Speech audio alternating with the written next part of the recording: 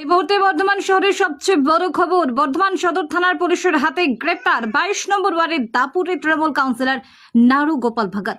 আরো একবার আপনাদের জানিয়ে রাখি, ভোটের 72 ঘন্টার আগে বর্ধমান দক্ষিণ তৃণমূল প্রার্থীর ঘনিষ্ঠ কাউন্সিলরকে গ্রেপ্তার করল বর্ধমান সদর থানার পুলিশ।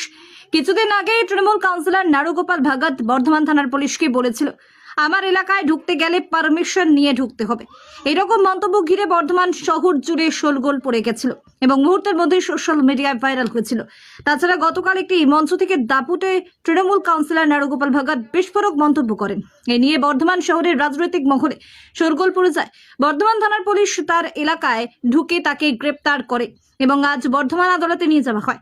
আদালতে যাবার পথে দাপুটে তৃণমূল কাউন্সিলর নাড়ু গোপাল ভাগাত তিনি বলেন, সাধারণ মানুষদের বাঁচাবার জন্য আমি কাজ করেছি। তবে অনেকেই মনে করছেন উস্কানিমূলক মন্তব্যের জন্য দাপুটে তৃণমূল কাউন্সিলরকে গ্রেপ্তার করা হয়েছে, কিন্তু পুলিশের পক্ষ থেকে অফিসিয়াল ভাবে কিছু বলা হয়নি। নির্বাচনের ঠিক আগে দাপুটে তৃণমূল কাউন্সিলরের গ্রেপ্তারি ঘিরে বর্ধমান শহর জুড়ে ব্যাপক রাজনৈতিক জল্পনা শুরু হচ্ছে। মানুষকে কেন সুস্থ ঘুমোতে দিচ্ছেন না? কি বলছেন? আমার এলাকায় আপনি কাউন্সিলর, ঠিক আছে, পুলিশ আছে, আপনার কৈফিয়ত নিয়ে আসতে হবে।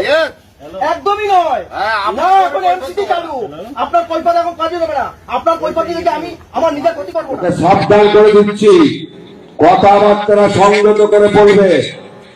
তৃণমূল কংগ্রেস চুপ আছে বলে এটা ভাবার কোনো অবকাশ নাই। 4 তারিখের পর আমরা জবাব দেব রাজনৈতিক ভাবে। কল্যাণবাদীকে আর এখানে মঙ্গল ভৌমিক তো আমাকে 2000 টাকা চাওয়াল। সে এবার কথা বলছে, জানে না গোটা বর্ধমান শহরে এমন কোন ক্লাব নাই যে নাড়ু ভগতের পয়সায় চলে না। দাদার সঙ্গে আবার দেখা করতে আসে, সেই নিয়ে কাল কথা বলেছে। ওকে সাবধান করে দিচ্ছি, কথাবার্তা সংযত করে বলবে।